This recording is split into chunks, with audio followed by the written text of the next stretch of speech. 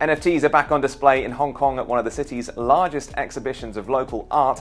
The Artaverse comes hot on the heels of Art Basel and a number of other shows combining artistic work with blockchain technology. With residents in the Fragrant Harbor seemingly spoiled for choice in the sector, let's chat more about the latest trends in the space. I'm joined by Yehudah Petscher, who's the NFT Relations Strategist at cross-chain NFT data tracker and aggregator CryptoSlam. Yehudah, great to see you again. Listen, when you look at exhibitions like these, and this one in particular, what exactly are you looking for? What catches your eye? Is it just artistic merit, or is it the tech as well? Yeah, it can be, a little of both of those things. The merit, the tech that draw me to art.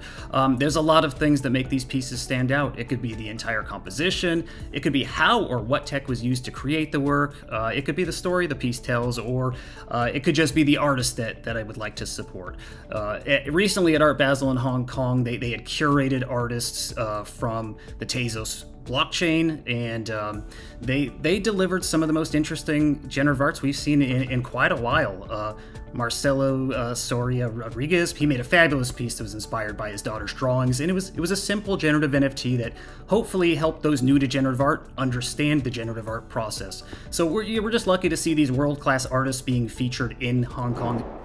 Yeah, generative art in particular really seems to be driving innovation in this space. Why, in your opinion, is art such a natural fit for NFTs? Yeah, it's because NFTs really do solve a problem for the artists and for the collectors.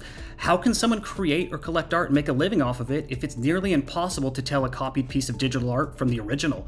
They couldn't before. But with NFTs, that art can be instantly verified and tied back to a creator and made permanent. So this allows artists who maybe before were stuck designing graphics and logos for someone else, maybe even had a non-artistic career, now they can focus fully on creating their art and supporting themselves by selling it. Generative art, though, it's been around for decades, and now it's growing and evolving exponentially because NFTs have really opened the door for artists to thrive. They now have the financial freedom to create, and the more they create, the faster art and tech evolve. A real moment in art history is being captured on the blockchain now, and the story is going to be preserved forever. And what are collectors looking at in terms of alternative chains, in particular like Tazos, given the relatively high cost of acquiring and minting, especially some of these generative pieces? It definitely is, but besides Ethereum and Tazos, you're not going to find many robust art communities on other chains, and that's not to diminish the great art on Wax and on Polygon and on Solana, but what we're witnessing on Tazos is the chain it's establishing itself as the blockchain for art. Last year, when Ethereum's Art Blocks platform was booming, the Tazos art scene was just being born, and after the primary marketplace on Tazos called Hic Nunc was shut down by the founder, people realized their NFTs were safe, and they learned that the NFT tech really does preserve their art collection. So fast forward to today, and we're seeing Tazos art platforms like FX Hash and Object.com and Versum, they're exploding.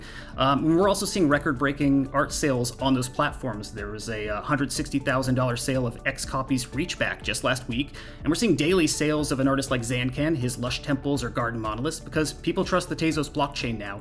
And at this point, I think it's just a matter of time till we see our first seven-figure sale on Tazos. And just quickly at the end, I want to ask you, Artaverse Chief Marketing Officer Daniel Chang has described Hong Kong now as a central hub of the international art technology market. Is that a sentiment that you would agree with? And if so, how exactly do you explain it?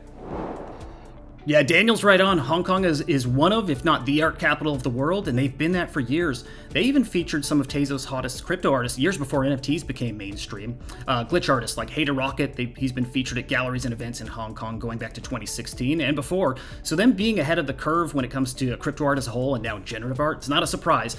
I'm not quite sure how to explain it though. So maybe like grunge rock in the 90s had a home in Seattle, Washington, Hong Kong has sort of been the epicenter for digital art, and I hope the world is taking notice of what's going on. My gut, though, it tells me that this is the start of an art renaissance, and I think this is history in the making. All right, Yehudah, thank you so much for talking to us today. That is Yehudah Petscher from CryptoSlam. Yeah, thanks so much.